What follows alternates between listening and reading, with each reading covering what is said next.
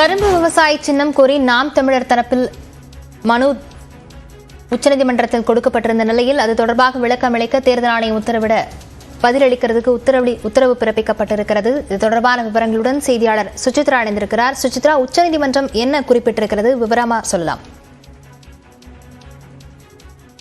சின்னத்தை மக்களவை தேர்தலுக்காக ஒதுக்க வேண்டும் என்ற ஒரு கோரிக்கையை வலியுறுத்தி அக்கட்சியின் சார்பாக தாக்கல் செய்யப்பட்ட மேல்முறையீட்டு மனுவானது தலைமை நீதிபதி சந்திரசூட் அமர்வில் இன்று விசாரணைக்கு எடுத்துக் கொள்ளப்பட்டது.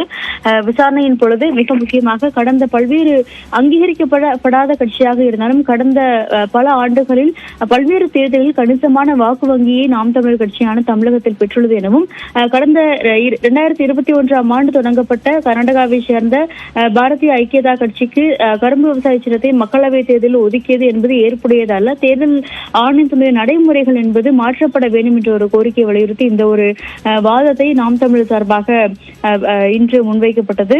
மிக முக்கியமாக அவருடைய தரப்பு வாதத்தை ஏற்று நாம் தமிழர் கட்சிக்கு ஏன் வரும் மக்களவை தேர்தலில் இந்த கரும்பு விவசாய சின்னத்தை ஒதுக்கக்கூடாது என்ற ஒரு கேள்வியை எழுப்பி தற்பொழுது பதிலளிப்பதற்கான நோட்டீஸை தேர்தல் ஆணையத்திற்கு உச்சநீதிமன்றமானது அனுப்பியிருக்கிறது. இந்த வழக்கில் ஏற்கனவே நாம் தமிழரை பொறுத்தளவில் அங்கீகரிக்கப்படாத கட்சியாக இருந்தாலும் இந்த கரும்பு விவசாய சின்னத்தை பெற்றே தாங்கள் கடந்த தேர்தலில் கணிசமான வாக்குகளை பெற்றுள்ளோம், தமிழகத்தை பொறுத்தளவில் 6.5% வாக்கு வங்கி என்பது தங்களுடைய கட்சிக்கு இருக்கிறது என்ற ஒரு வாதத்தை அக்கட்சியானது இன்றைய விசாரணையின் பொழுது முன்வைத்தது. அதனை ஏற்றுதான் இந்த ஒரு நோட்டீஸை உச்சநீதிமன்றமானது தேர்தல் ஆணையத்திற்கு பிறப்பித்திருக்கிறது. இதன் மீதான ஒரு விரிவான விளக்கத்தை பதில் மனுவாக அவர்கள் தாக்கல் செய்ய வேண்டும் என்ற ஒரு உத்தரவும் தற்பொழுது உச்சநீதிமன்றத்தால் இந்த விவகாரத்தில் பிறப்பிக்கப்பட்டுள்ளது.